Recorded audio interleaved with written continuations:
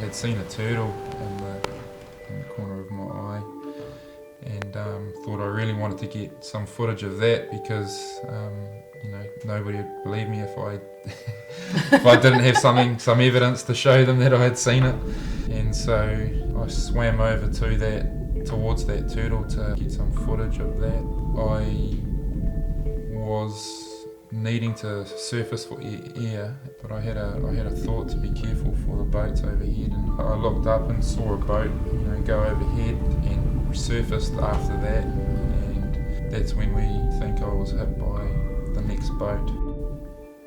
It took over an hour and a half for me to find out that he had been hit by a boat, that the propeller went through his skull, fractured it in 3 places, severed his brain, cut his artery on his right arm, and he drowned.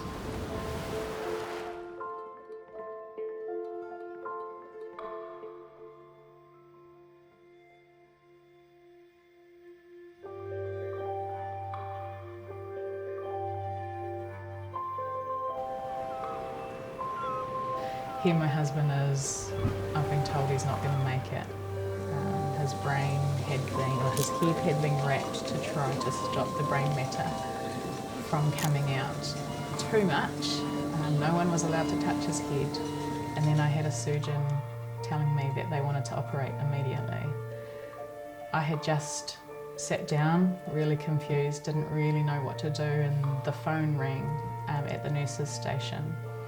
And it was a friend of mine who told me, she was from Fiji, and she said, I just heard what happened, don't let them touch him, he'll die. I didn't know what I was going to do, but I just said to the surgeon, I can't have you operate. And then 5 minutes after that, the phone rang again, and it was the insurance. I don't know, I'm guessing the cruise company contacted them because they asked me for the details. And she explained she's from Allianz, and she told me these are my options.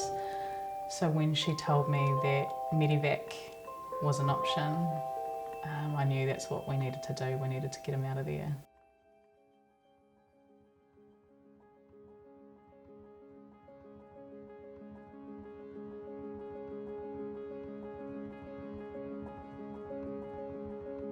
Knowing that someone was there to take care of things that I didn't need to worry about was amazing, and just gave me that reassurance that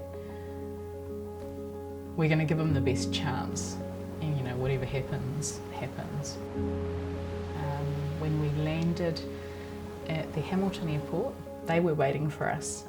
The team that actually was waiting for us had gone home, so it was a second team on, and I was told, with everything that they knew, he wasn't going to make it. So they didn't even want to operate at that time. And then they said, let's try and wake him up to see if he responds. And when they tried bringing him out of the coma, he tried pulling at the cord. And that's when the doctor said that's enough response for us to see that his brain, something's working. So they decided to go and operate. The likelihood of him surviving the operation wasn't good. Yeah, we went into that operation not knowing anything, but being so grateful that we're not in Fiji. Yeah.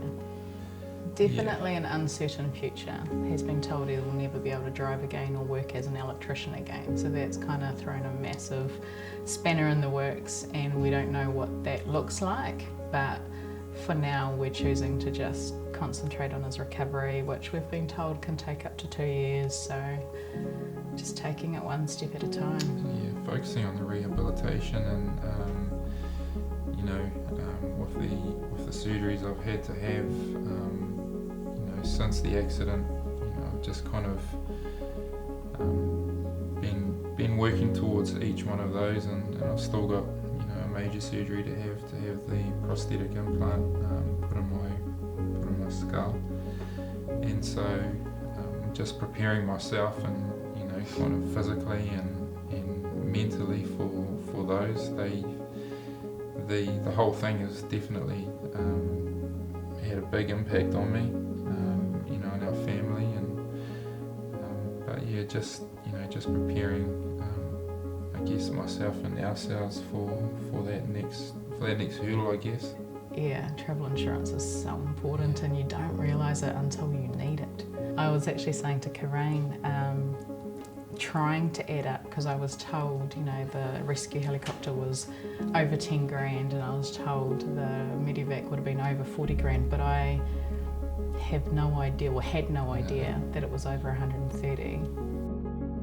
It's always been something we've done, but never really understood the just how important it is until, like you said, we've had to need it, and basically saved my life. Together with all the amazing medical stuff that helped us through.